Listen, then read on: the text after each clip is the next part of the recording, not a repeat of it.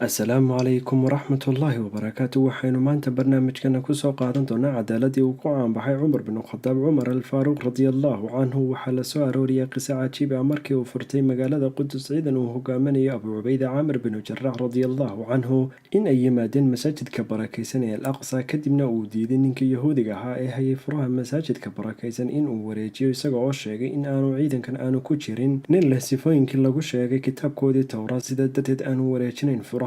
abu cubayda caamir binu jaraax radiallaahu canhu waxa uu fariin u diray amiir almu'miniin cumar bin khadaab cumar alfaaruuq radiallaahu canhu. kadib markii ay soo gaadhay fariintii cumar bin khadaab radiallaahu canhu, cumar bin khadaab waxa uu isku diyaariyey safar uu kusoo aadiyo magaalada qudus.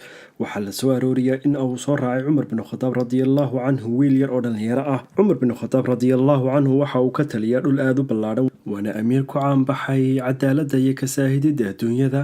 cumar bin khadaab cumar alfaaruuq radiallaahu canhu cadaaladihiisii lala yaabay waxaa ka mid ahayd markii magaalada laga soo baxay ayaa wiilka yara waxa uu ku yidhi, waxaynu isku kaayaysananaa aniga iyo adigu, geenyada kolna adiga ayaa raaci doona, geenyada kolna aniga ayaa raaci doona, geenyada kolna iyada ayaa nasan doonta.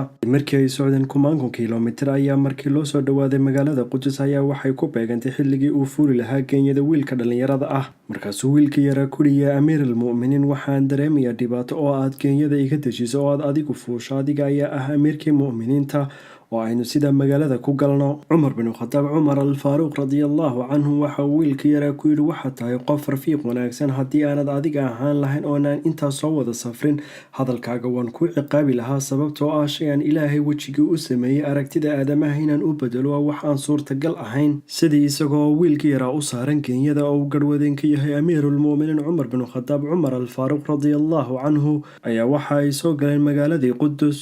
kadib ninkii yahuudiga ahaa ayaa arkay amiirulmu'miniin cumar bin khadaab cumar alfaaruuq radiallaahu canhu oo garhwadeenka ah geenya uu saaran yahay wiil yar oo dhalinyaro ah iyo khamiiskiisa oo ka jeexan 14 meelood oo uu isagu toshay. kadib ninkii yahuudiga ahaa ayaa furaha ku wareejiyay amiirulmu'miniin cumar bin khadaab cumar alfaaruuq radiallaahu canhu. cumar bin khadaab waxa uu faray ciidankiisii in la diro dad nadiifiya masaajidka aqsa.